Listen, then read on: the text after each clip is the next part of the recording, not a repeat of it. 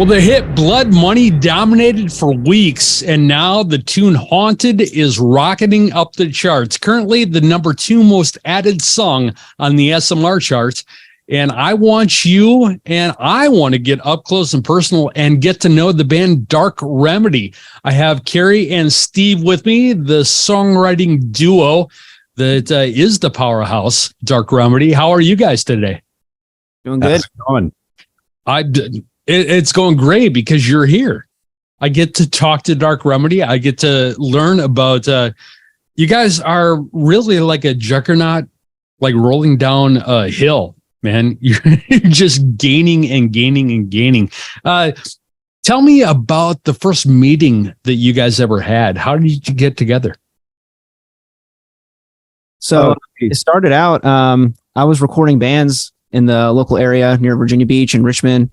And that's how I met Carrie. He came to me with one of his bands, and we've been, good buddies ever since. And then when COVID happened, everything kind of got put on pause, as everyone knows. And so we decided to just put out music ourselves. So we put out a couple songs like over 2020, 2021. And then into 2022, that's when everything kind of changed. We got hooked up with a new team. And if Carrie, you want to jump in there and talk about how that process worked. But starting off, it was just 2 guys, just trying to keep busy during the, the pandemic and stuff. So, okay. Yeah. It's really crazy how it formed because, it was like a blessing and a curse at the same time. It was a curse, COVID, that everything else got shut down. My live band was not doing any shows because of it. Steven wasn't having the recording clientele that he was used to. And, opportunity, what are you going to do? You're going to sit around and be miserable or, and unproductive, or try to make the best out of it. So exactly. We took hold of the opportunity, and that's kind of where the name comes from, dark times. And this was our remedy. Your remedy. Okay. Exactly. So that's Dark Remedy. But it's crazy how things turn out. We started basically just writing music that we liked and recording stuff that we liked, and pretty much just pumping it out to our friends. It was a passion project that we didn't really, think was going to be something that we were going to market, or we were just doing what we wanted to do. And All Elite Wrestling actually was kind of the first sign that we might be onto something. They licensed one of our songs for use, and for those that don't know, AEW is broadcast on TBS and TNT, and then they've got millions of subscribers on YouTube. So that was kind of the first little light bulb moment that, hey, we might have something pretty cool here. And like Steven touched on last year, we got hooked up with Paul Crosby from formerly of Saliva. And, he kind of pushed us. He was like, you guys are really sitting on something here. How far do you want to go? Do anything at this point. So we're like, okay, So was this meant to be a band situation, or was it more just a songwriting thing for you during the pandemic? I think it was just a release at first, but that's changed. That is definitely changed. I can say that we look at it as a band set on a path of destruction and world domination.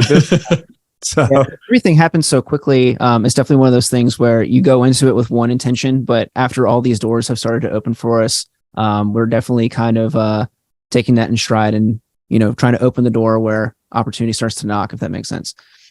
Absolutely. How do you guys end up hooking up with Paul? With Paul actually coming into the band, you spoke about how he talked to you about, hey, what do you want to go? How far do you want to go with this? But was it always in the plans for him to play with you? So, not really. We had used a couple drummers to track stuff or get us MIDI, and then we would do our thing with that, but we didn't really have a full-time drummer per se. I actually got introduced to Paul from another band that he manages. Shout out to Hostile Within. Their drummer had Paul managing them.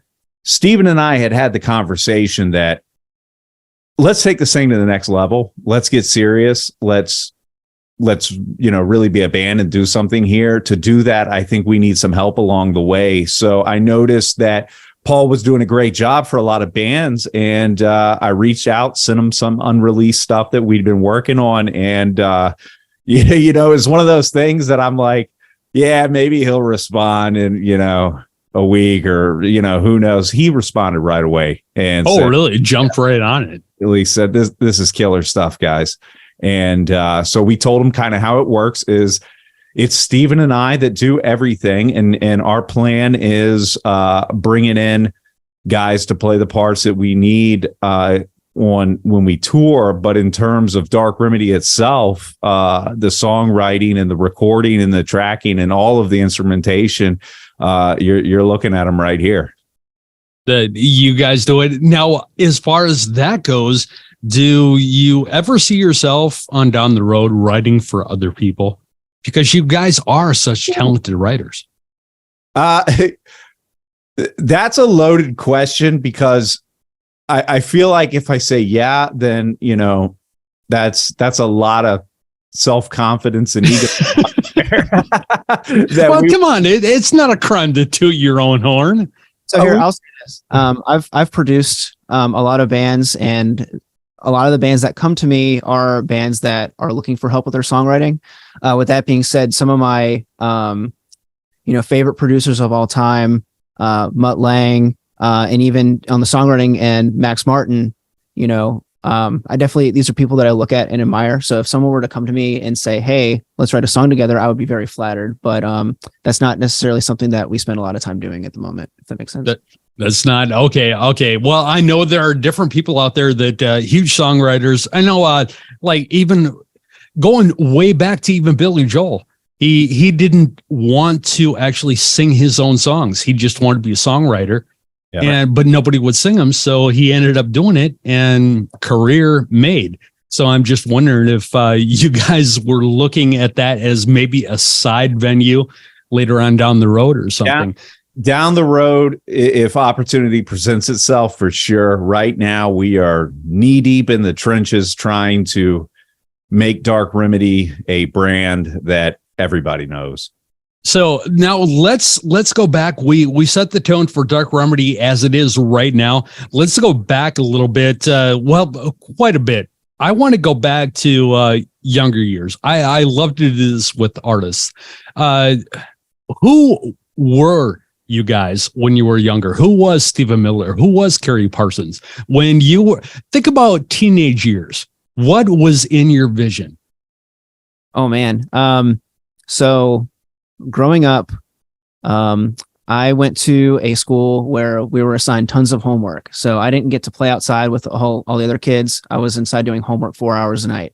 And I listened to Bat Out of Hell on vinyl from front to back over and over and over again. So when they're talking about, I don't remember if it was a Telecaster or a Stratocaster, but I wanted to rock and roll, come on. Okay.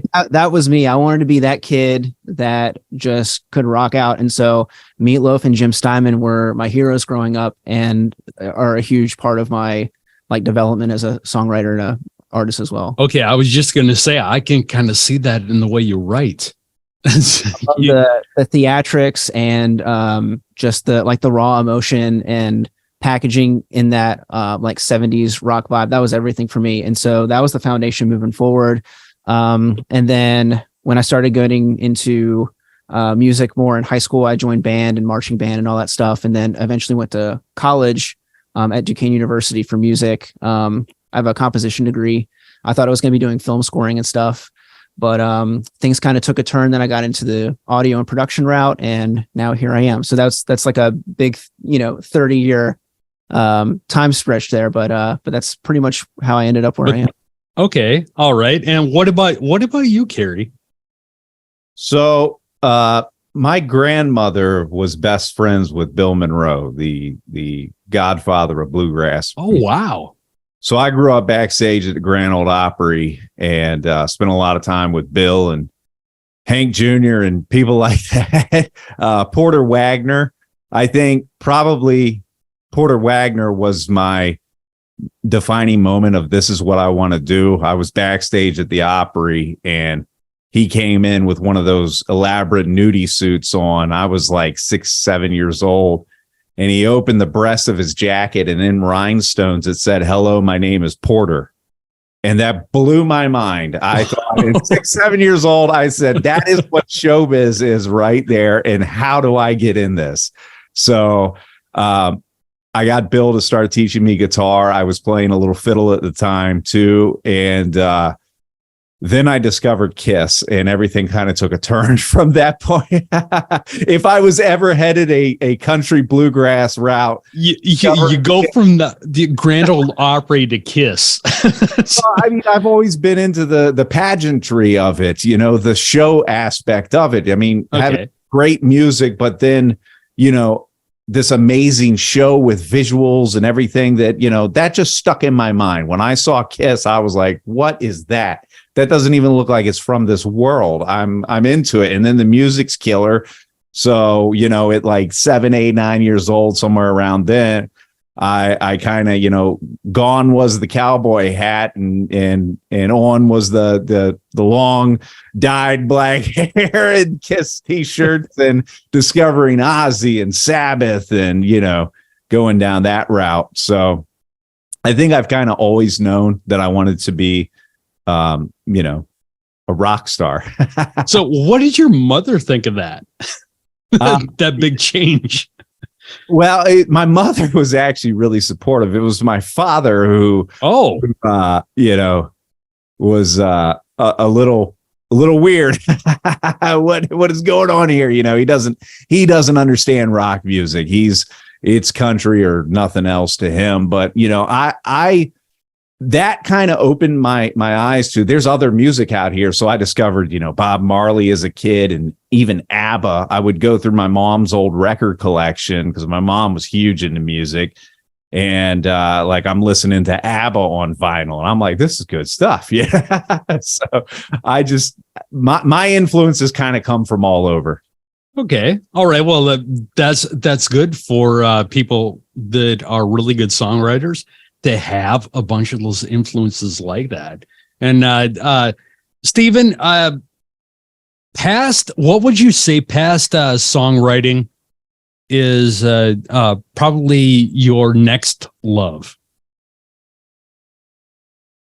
Gosh, I've been through so many different hobbies, but something that has really been on my mind is boating.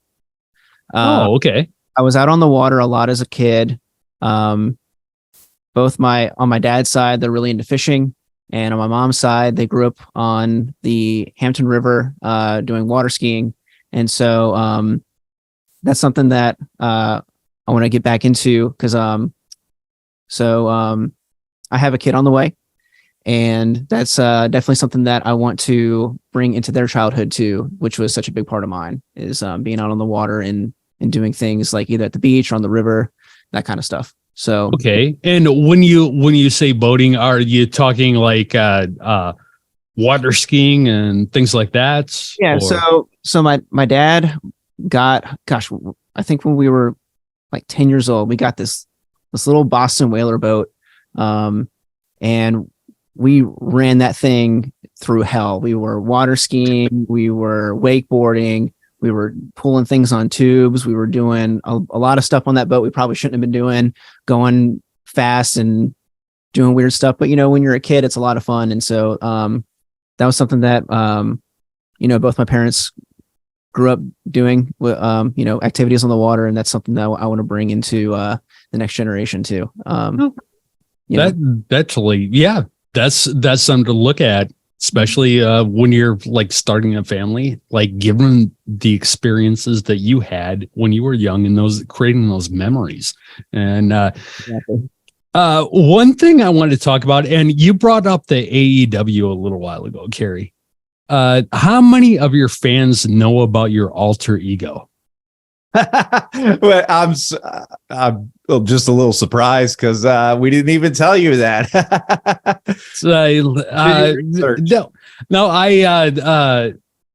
was like, wait a minute. Okay, I recognize that name from somewhere. And I used to be a big pro wrestling fan. And then all of a sudden, I went to your website, and the first thing I saw was Sinister. And I was like, Mr. Sinister. It's how did you get into wrestling? I saw you sporting that too. Shameless plug. How did you get into wrestling, man? Oh man, I've watched wrestling since I was just a tiny little kid. I mean, wrestling was probably around for me even before music was, but same kind of deal is music. I was attracted to the pageantry of it and the spectacle. So when I'd always been a diehard fan, but it was never something that I thought that I could do until I got sober, quit drinking about 9 years ago. And when I got sober, I'm like, you know what? I wasted a lot of my life just doing whatever. Let me be really intentional now with my life and do all the things that I thought I never could do. So I was on a mission, and I had a company that approached me. I used to have a radio show, and they wanted to cross promote with the radio show. And they were like, you're always talking about wrestling. What would you think if we brought you in and put you on the mic? So it started with me on the mic. And then they're like, hey, why don't you show up for a training and see how you do in the ring? And one thing leads to another. And now I'm wrestling myself. So, it's just, it's a passion for sure. That's cool. Now, what company do you wrestle?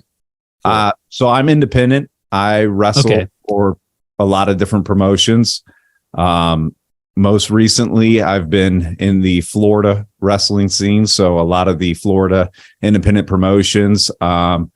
Now, truth be told, Dark Remedy takes up so much of my time right now that I'm not wrestling as much as I would like to, but it comes with the territory. There's got to be some give and take there. Yeah. Do you ever what do you hear from fans? Do you ever get compared to Jericho? No, they, because I wear the black and white face paint, I get the Sting thing, 90.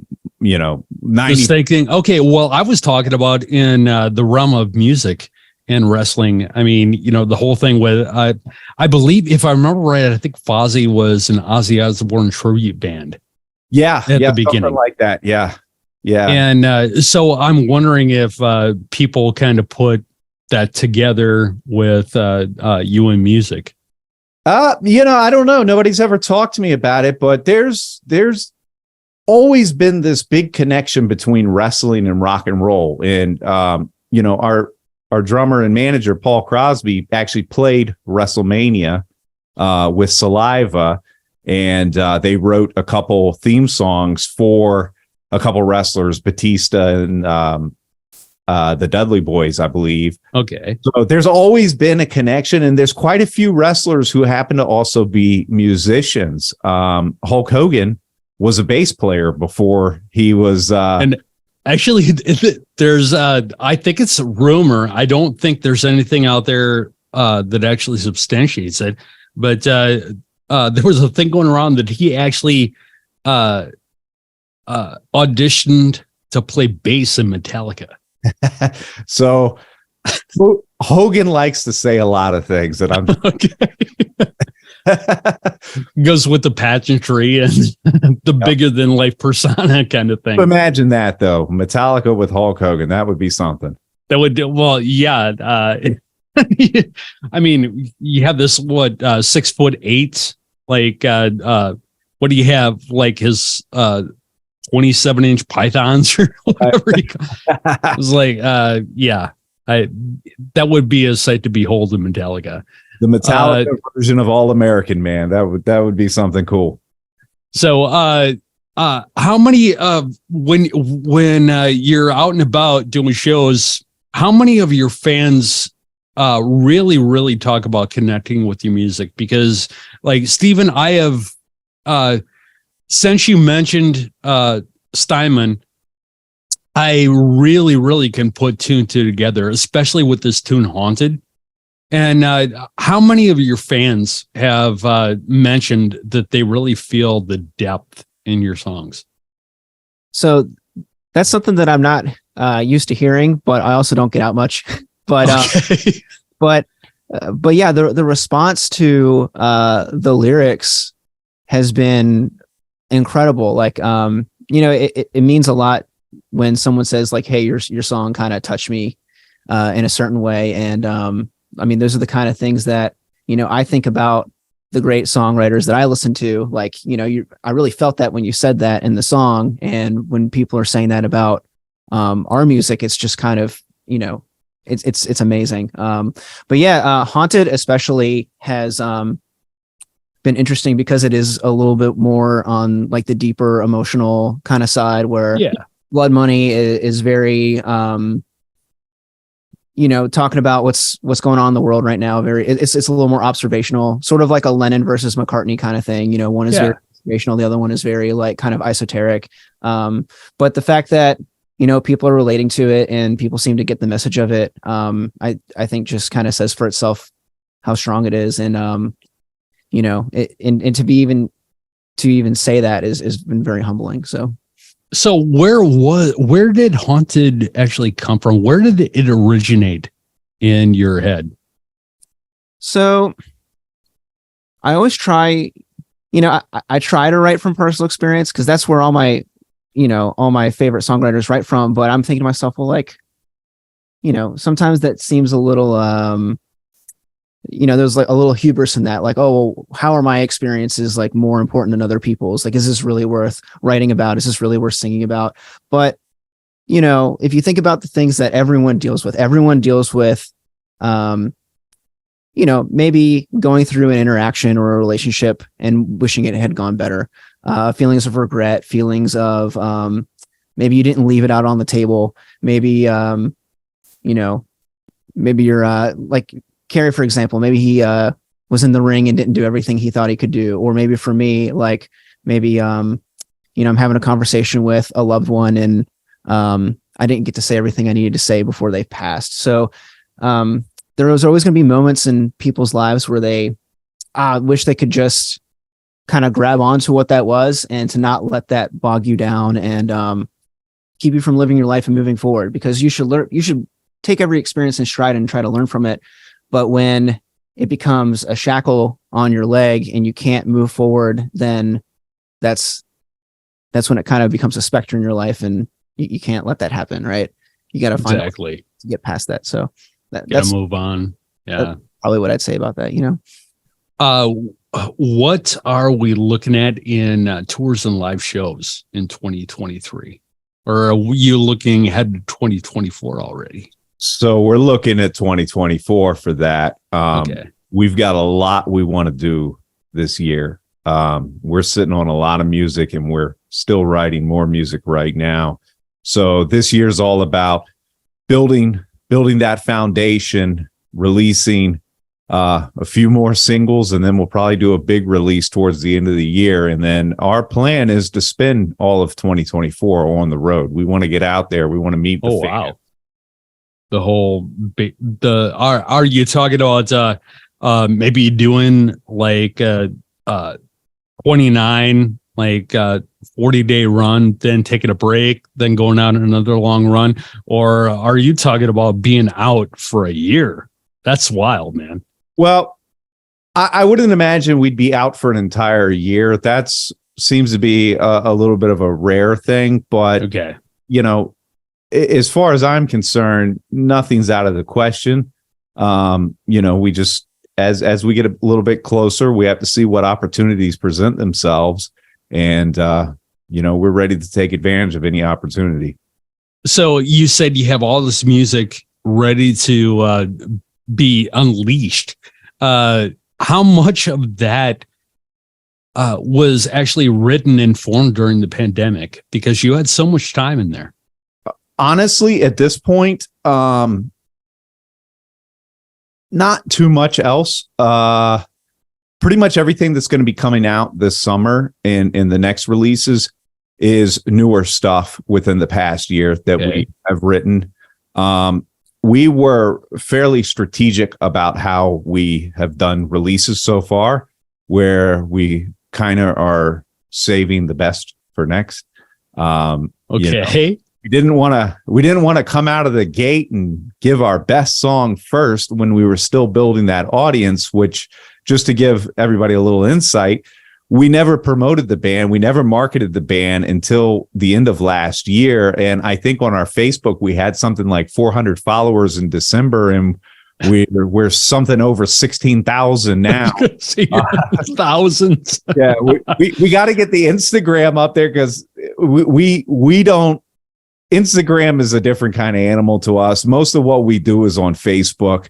That's one thing we need to get a little bit better. But, you know, when we had such a small following in the beginning, we didn't want to go blow the whole load, you know, with the debut release. So we've got some big stuff coming. Okay, I look forward to it, man. And you talked about the socials. Now, I saw Instagram, Facebook. Do you do anything on any other platforms? Twitter, TikTok, anything like that? We're on TikTok as well. We don't really do anything on Twitter. And I mean, to be completely transparent, our primary focus has always been the Facebook. I know that goes against the grain of what a lot of bands are doing now, but I really just feel very strongly that Facebook is one of the most powerful platforms for not just a band, but really any brand. It's just a great way to communicate what you need to communicate with the people. Okay, and why do you feel that way? I agree with you up to a point when they started charging. Or like because when you could get I can't remember what you call it anymore because I barely use it. But when you would get the oh God, I'm trying to remember. Now you get paid views. Organic. Jesus, why couldn't I think of that? But you used to be able to get the organic views without paying, and now like you create an ad and two people see it unless you pay money. Yeah. And do you run into a lot of that, or do you have enough followers where that really doesn't matter? We don't, because as I built the Facebook, I was highly intentional about, you know, we want to pick up people who are going to be interested in us no matter where in the world they are. So we actually have a big following from all over the world that are highly engaged with our content. Okay. And I was very intentional about that, because I've seen the pitfalls of, you know, if you're just picking up people from all over the place that, you know, may not necessarily be into what you're doing, your message isn't really reaching as far. When it comes to the Instagram versus Facebook, I mean, they're both great platforms. We use them both. I just, you know, I don't know. It could be that I'm 37 and I've been on Facebook since before it was public. When I was in college, you had to have a college address. So there's that nostalgia attached with it there. But Instagram is picture driven. And sometimes for me, the picture really isn't the meat of the message. It could be the message itself. And I just feel that Facebook has a great way of getting word across as well. So, because, you know, it's not always just the picture. Sometimes there's more to it, and, you know, it integrates pretty easily with a lot of things too. I'm not saying that I'm correct in thinking this. It's just no. I understand what you're saying, and that completely makes sense about actually getting followers and being driven to pick up people that actually want to follow you and want to be updated on what you're doing, rather than just all these random people that you aren't going to reach and probably really don't even care about 3/4 of the stuff you do. Absolutely. So that is a really good point that you aimed it that way. What do either of you guys, have you ever heard of the TikTok? What is it? The TikTok musical.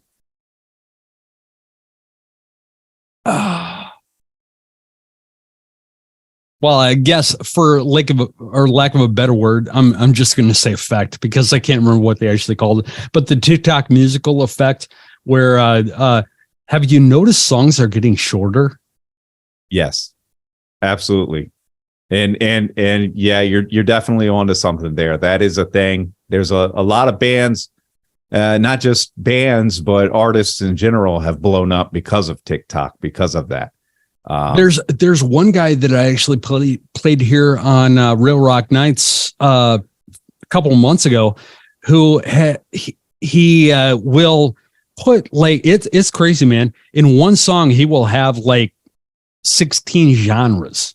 Yeah, and his fans will actually go through and tell you what time a certain genre, what time like a bluegrass segment is going to come on, what time an orchestral segment. It's because it's that thing where he actually blew up on TikTok and now he's an actual artist. The song I played for him, he actually did with Jonathan Davis from Korn.